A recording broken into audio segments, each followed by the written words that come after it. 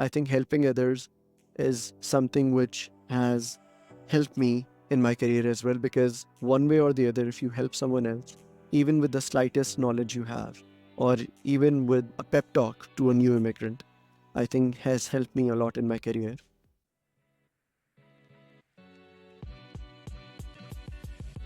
You're listening to the East Meets West Pakistani Professional Journeys podcast, released bi-weekly every Sunday at 5 p.m. on YouTube, Spotify, Google Podcasts, and Apple iTunes. All right, welcome to East West Pakistani Professional Journeys podcast. Today we have Hassan Javed, who completed his BBA and MBA from the Institute of Business Management in Karachi. Hassan has worked at Dawlance, Samsung, and Sonova in positions such as corporate brand manager and product manager. Thank you for having me here. I hope that whoever is watching and get benefit out of this, and you get the maximum views out of this session. Sounds great. So I guess we can kick off. Do you mind just talking about your time in Pakistan? Yeah, during my BBA time, I went on international scholarship to Morocco, which was kind of a life-changing experience for me. I learned a lot during that time.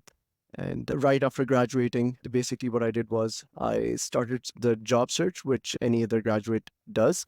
The first job which I got and I landed into was for Mother Care Pakistan.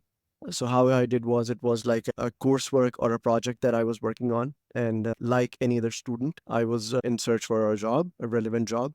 And from that project on Mother Care, basically, I reached out to the brand manager and I had my colleagues as well who worked on the same project. And from there on, I landed my first job. I invited my other members and coworkers who were working on this project, but they were like, we won't get anything out of it. But I was like, no, this can be a stepping stone for me and foot in the door. So I went there, I presented the case, whatever I worked on. And that is where I got my first job. So Team A Ventures, which owns Mother Care in Pakistan, I got my job there, worked there for slightly a bit of time over there.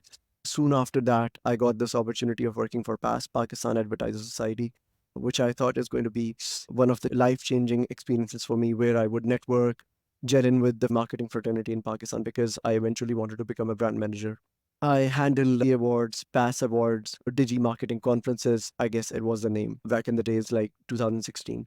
So I did that. Simultaneously, I was doing my MBA as well from IOBM.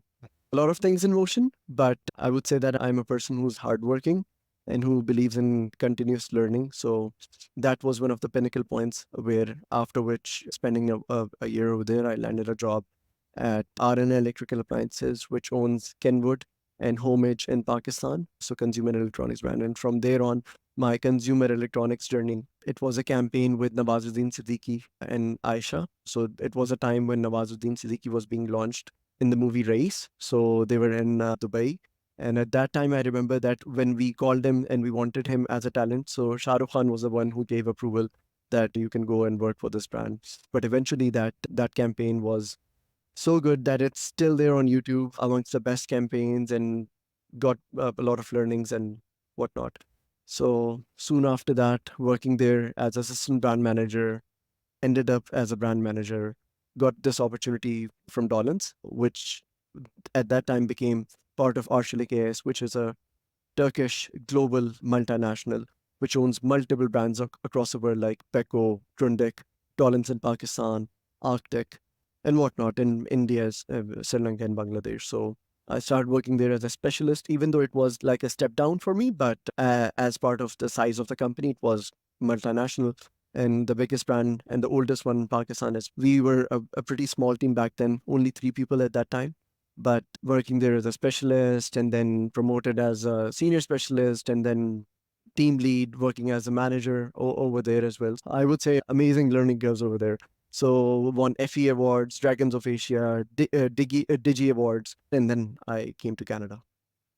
So I'm curious, you did the MBA while working. How did you manage that? Because an MBA, it's 2 years of, it's pretty extensive, right? It was very difficult. And as part of MBA as well, you have to do some experiential projects with different other Yeah. companies. I used to work at PAS, and then after office, I used to go to this company, EFU Life Insurance. So I was doing a project for them like for a semester. So I used to stay there until 8 or 9 at night.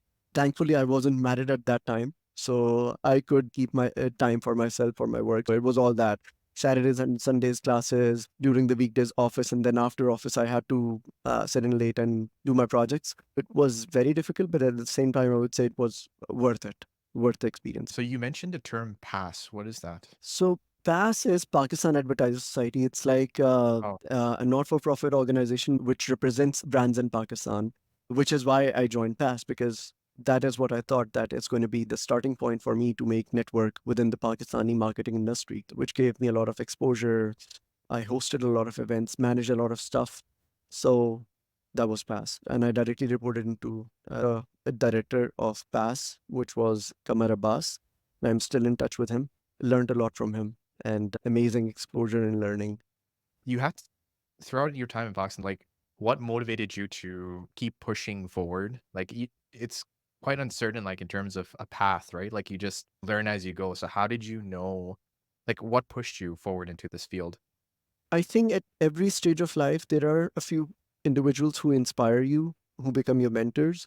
So when I was in IOBM, yeah, it's a College of Business Management. Oh, It's okay. part of IOBM. Yeah. So when I was there was this teacher, Saeed Rahman. He's no more, but he was literally a mentor for me, and he who guided me through and throughout. So one thing which he taught me was that learning is something which never ends. It's from the start till the end. Even if you become a CEO or you become a top-notch person, you learn every day. So that's one. And secondly, he told me to pass on knowledge. And if you're a hardworking person and if you have gotten some knowledge, just pass that on to your colleagues or even as a student to other students. Because with that, you're not only growing your passing knowledge, but you yourself grow as an individual. To answer your question, how did I got so much exposure and what made me motivated? It was learning and continuous growth. So this field of marketing, what's different in this field is that you get to do new stuff. Yeah. Nothing is monotonous. You don't have to follow a spreadsheet, Excel sheet, that data entry and stuff like that. Doing new stuff was something which motivated me and I wanted to grow ahead. Yeah. But I would like to say that I'm a hardworking individual. So I think with my hard work and with my dedication and commitment, I was able to achieve what I wanted in my life. And I'm thankful to all the efforts and to my mentors.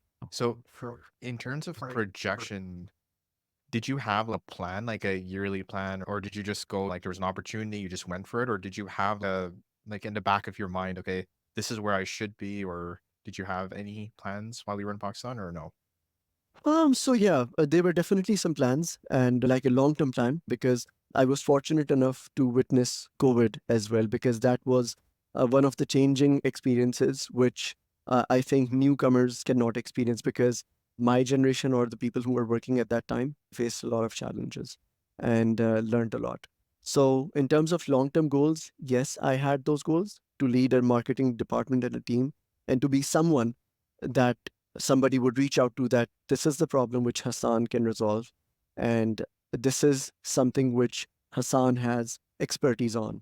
So my long-term vision has always been to lead a team, lead a department, do something through which I can create a difference.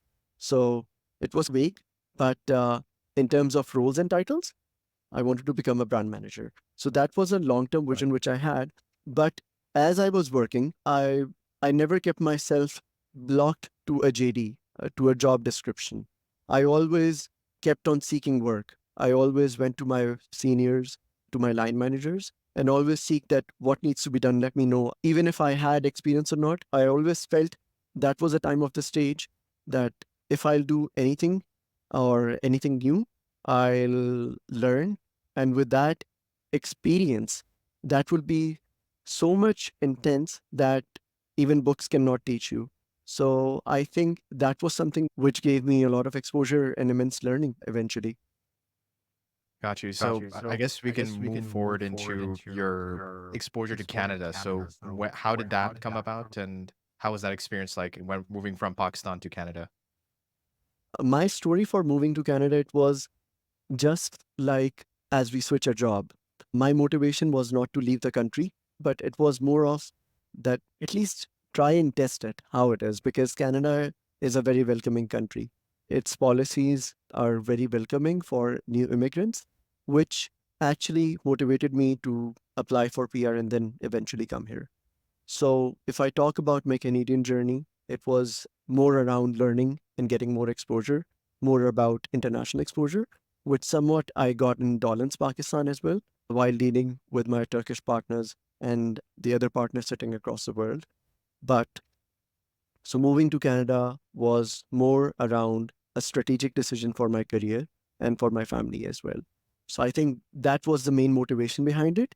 And I would say so far, I have been successful in blocking the jobs which I wanted. Okay.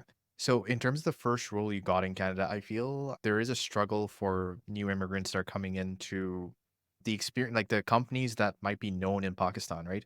They're not that known in Canada. So, how did you market yourself effectively so that Yeah. they understood your experience and then hired you? Yeah, so I think that's a very interesting question for which there is no simple answer because as a new immigrant, when you land into Canada, first thing you get to know is you need to customize your CV for every other job. And trust me, with a family coming to as a new immigrant to Canada, with a lot of pressure, financial pressure, your career pressure, because people say that if you're working as a manager in Pakistan and if you're coming to Canada, keep in mind that you will step down. You won't get or enter to a level where you were in Pakistan. So you get a lot of opinions, which are right as well sometimes, because a lot of people are just sharing their own experiences, which also makes you confused.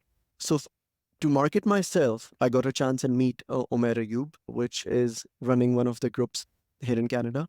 And I got part of the Soul Brothers Pakistan community as well, where I got a lot of references and there were professionals from within Pakistan community, which helped me formulate and shape my resume. So for my early 30 days or 2 months, I was just continuously working on my CV. I knew what work I've done, right? But there Yeah. were a lot of people that, for example, if you're applying for a digital marketing job, you need to remove all your product or brand experience. So customize a resume for that. If you're applying for a product job, remove everything else. And eventually, you know what happened after 30 days? I had 10 to 20 formats of my resume, which had a lot of grammatical errors, so many errors that I was just missing out because I was applying for 50 to 60 jobs a day, which was like insane, like a job in itself with all that pressure. How did I market myself? Obviously, with the direction and guidance which I got through these groups, and I mentioned Umair Ayub as well. I formulated and worked on my LinkedIn profile. I continuously networked on LinkedIn. I shaped up my resume. And then finally, the hard work for which I'm most capable of, and then leaving everything to Allah. I think these were the core 3 or 4 things which I did to land my first job. Networking. I used to search for jobs which were relevant. Then I used to approach the person who's probably linked to that job. And I used to invite for a coffee chat. And for my first job, that actually worked. And that coffee session and with the updated resume which I had, that clicked and landed me a perfect job for me in Samsung Canada as a corporate brand manager. So, I feel like a lot of people struggle when they reach out and they get to coffee chat. Like, in terms of making sure coffee chats or networking is effective, what approach did you use? Was it more of a casual sense, or did you actually eventually at the end you mentioned, oh, is there any opportunities available? Like, how did you go about those coffee chats, if you don't mind sharing? No, Or for like, sure. I think that's a good question because talking to any random person yeah, randomly doesn't make sense because the other person would also think that why am I even talking to this person? Always need to think in a way that how would other person think while talking to you? Obviously, you need to introduce yourself and then think it through how this conversation can be useful for both for me and for that person as well. So I always planned before talking to a person in a coffee chat. I tried to introduce myself. And then based on that person's profile, I would have some questions which would make the conversation interesting and make that person like a mentor who can guide you through. So those questions eventually led to further questions and then guidance and setting up a direction. And obviously, as they also know that you're looking for opportunities and jobs. And yeah. once you get clicked, that person eventually says that, please do share your resume. And if I have something that person can recommend, or if you find a job, do share with me before applying, and then probably that can help. Because in Canada, the difference which I have observed from Pakistani market to Canadian market, the referrals don't directly work as they work in Pakistan. So in Pakistan, we assume that if we know a person, he's just going to send my resume. We will bypass 2, 3 steps of the interview process because that person knows you.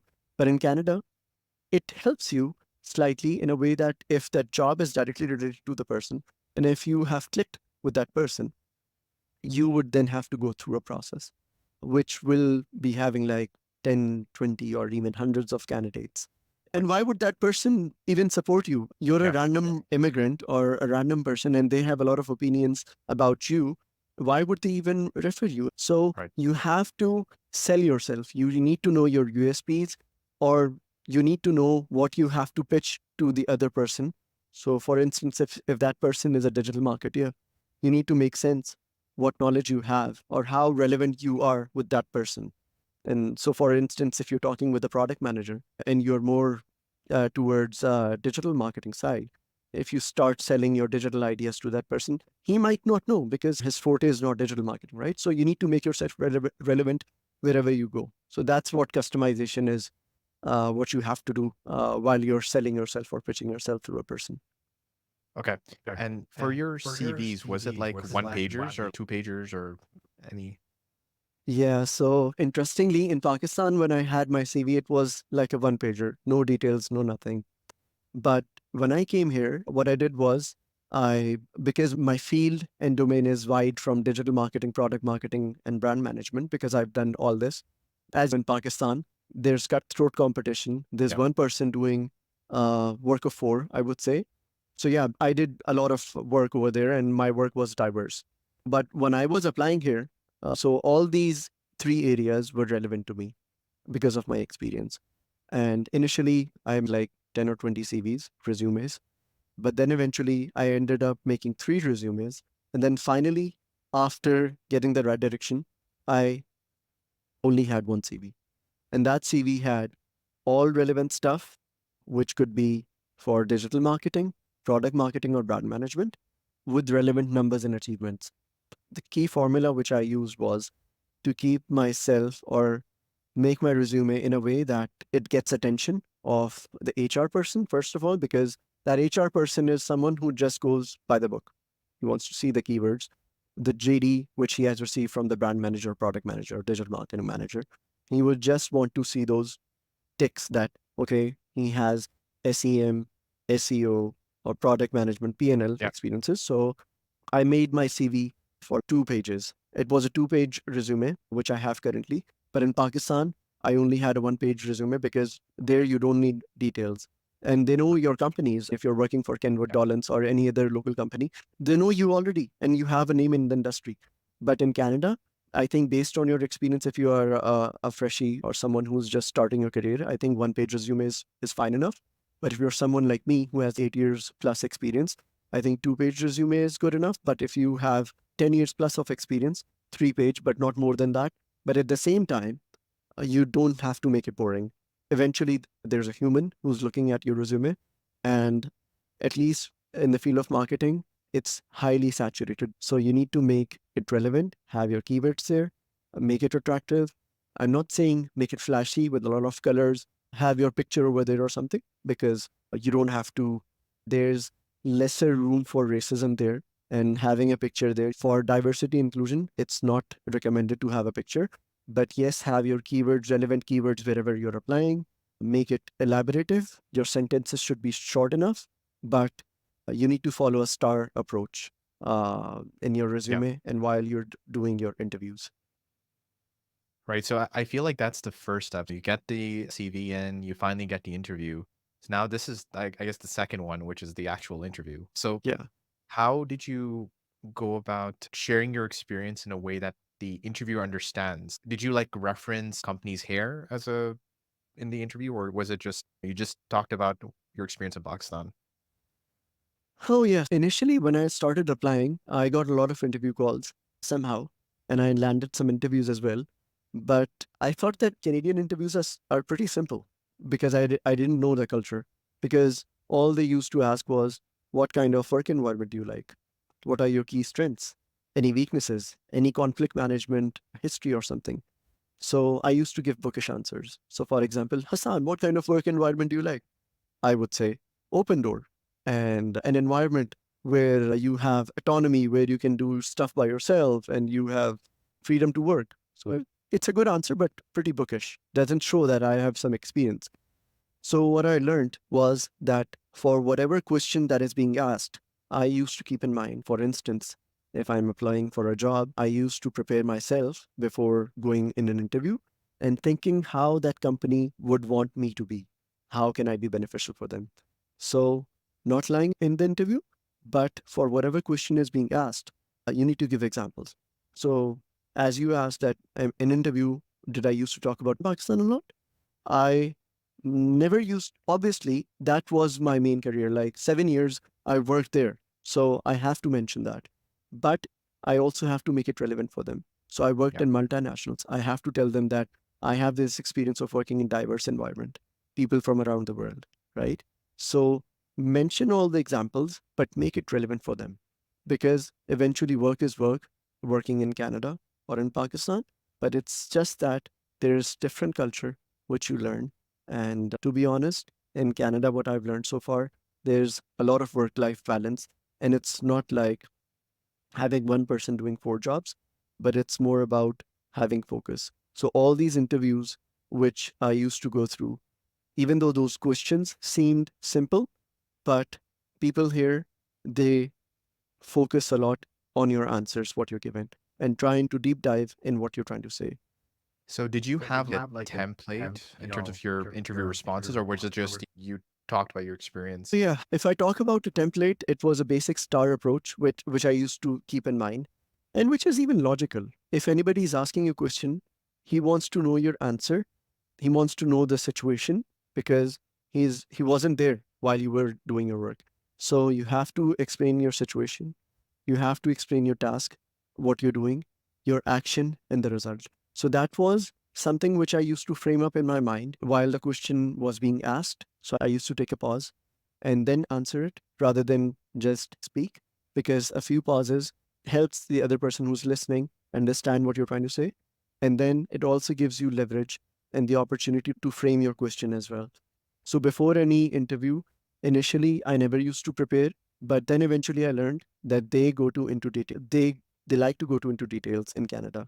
People love to go in details, even though the questions are simple. I used to four or five most common questions, write them down with me on my notes. And then around them, I just used to make pointers that if that's the question and this is the company I'm applying for, this is the example which is relevant and I just need to frame them up.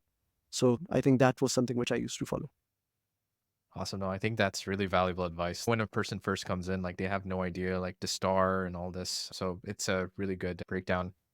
Yeah, I guess we can move on to in terms of your experience as a corporate brand manager, product manager, for Yeah. people who don't know what that is. Yeah. My role as a corporate brand manager for Samsung was more about managing entire brand of Samsung, obviously with the team. But my core responsibilities were brand reputation, brand initiatives, not limited and focused to a product. Initiatives like for newcomers, like I was fortunate enough again that the company was thinking in the same direction as I was. One thing which I think got clicked was that during the interview, I suggested that why don't we target newcomers in Canada? Because there's 500,000 population coming in. And I think that was something on which Samsung was already working on. And I think that was something which clicked. Eventually, I got this opportunity to launch Smart Starts. So do go on Samsung's website. You would see that was one of the corporate brand initiatives which I launched. As part Right. of, as a corporate brand manager, you have to align with product teams and brand teams as well, which are working on different products. And you have to follow the brand guidelines, dealing with your HQ as well day in out. I had to talk to South Korea. We had our POCs there. So that was more around brand working as a corporate brand manager at Samsung. And then you asked me about product manager as well for Yeah, Sonova. that's right. Yeah. Yeah. So after working for Samsung for few months, I got this opportunity from Sonova, which is the number one hearing company. Sonova is a parent company which has Phonak, Unitron, and now recently they have acquired Sennheiser. I don't know if you have heard their name or not, but they are a German brand which was recently acquired by Sonova. Okay. so that they can enter into over-the-counter hearing aids. Sonova has been creating prescribed hearing aids, and they have a big network of 17,000 employees across the world, headquarters based in Switzerland. So I just got this opportunity of working as a product manager for Sennheiser. So as part of this role, it's more around managing the products, dealing with different departments, working on the P&L, preparing for GTM decks with the marketing team, collaboration, cross-working. Unlike the brand manager role, product management role is like a step behind where you actually create a product. As part of my journey, I always wanted to master in both product and brand side or the marketing side. So this was something as an opportunity which came up to me, and yeah, I accepted this. Awesome. So I'm going to ask you a little tougher question. You could take your time with this response, but in Yeah. terms of if you were to speak to your younger self when you first moved to Canada, is there anything you would say to yourself in terms of either things that you would have done better or things that you would have improved or something along those lines? So I think that's a tough one indeed. Yeah. But if I asked this question to my younger self, what would I have done right or what I wouldn't want to repeat, which I did, it would be not making numerous resumes because you end up wasting your time and effort. Number two, I would tell myself to apply for jobs which are recent ones, not even those which are like a week old, because there are hundreds of applicants. And just like any other file, your resume just goes somewhere else. I would also tell that person to myself to spend more time in applying, like 70% of your time in job applications, 20% of your time in doing some training or some kind of certification, and then 10% of your time in networking and training, Different and time. then 10% to networking, because networking is good, but that's not something which is the essential one to get yourself landed to a job. So That's that is something which I would suggest to myself if I would want to rewind. in terms of habits that you feel that's really propels you forward in your career. What do you feel are some of the habits that have really helped you and to this day as well?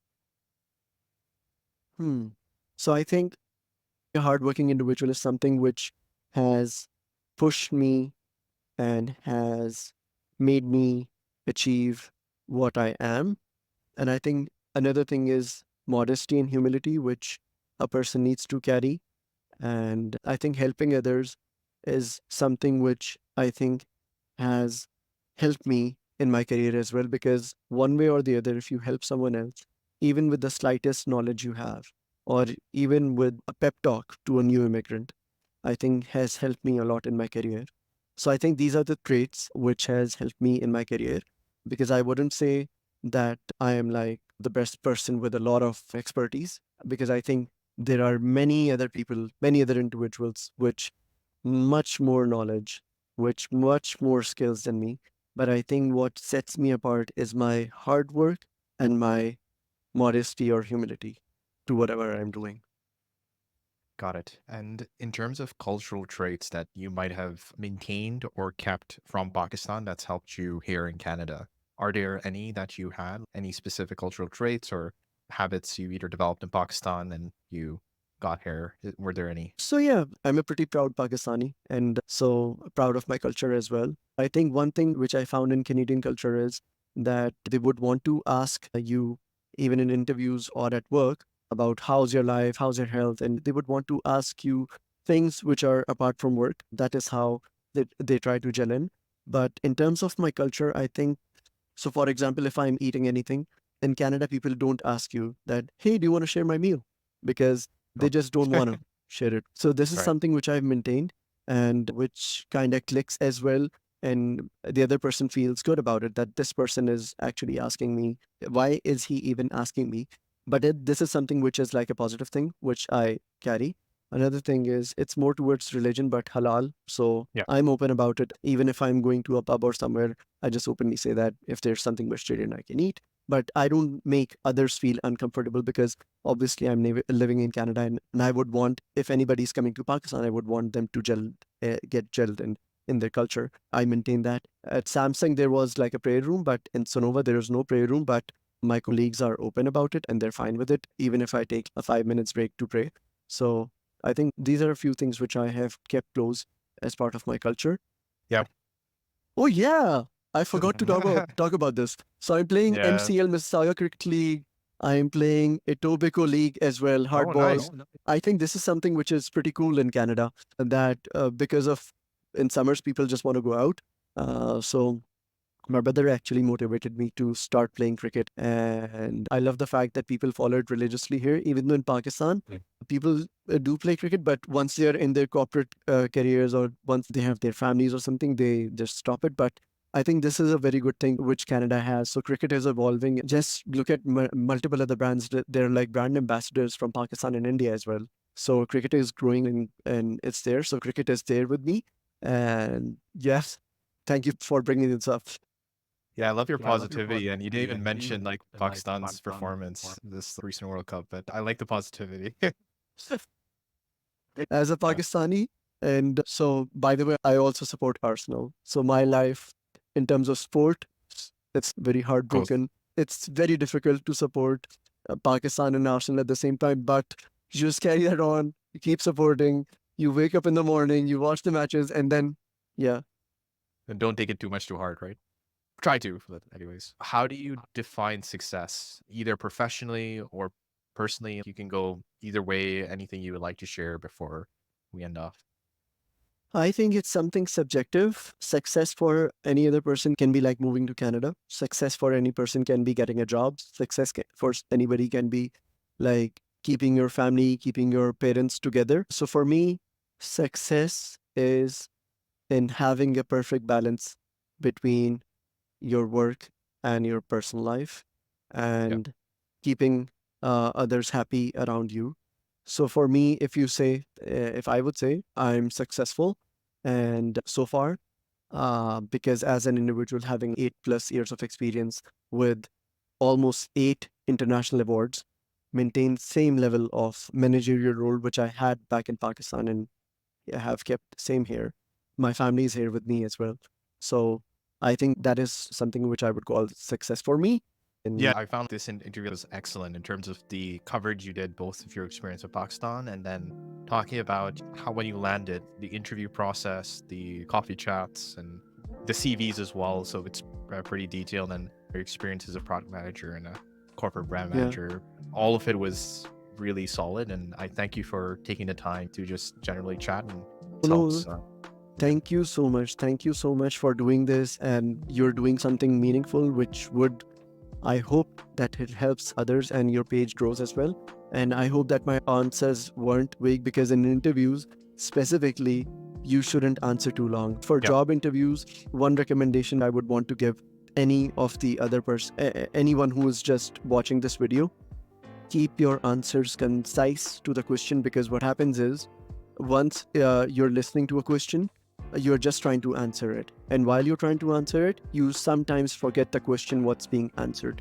Try to keep a focus, maintain pauses, try to understand the question, and make sure that you answer it. And in case in an interview you don't understand a question and you think that you have slightly missed out, don't hesitate to ask the person, I hope that I've answered your question, or could you please repeat the question, because there's no harm in that. It's better to ask and confirm rather than giving wrong answers to a question. Yes, and I love it, man. Honestly, like at the end of the interview, you're still giving advice. Thank you so much. Yeah, not at all. Thank you so much for taking your time, and let's keep in touch. Awesome.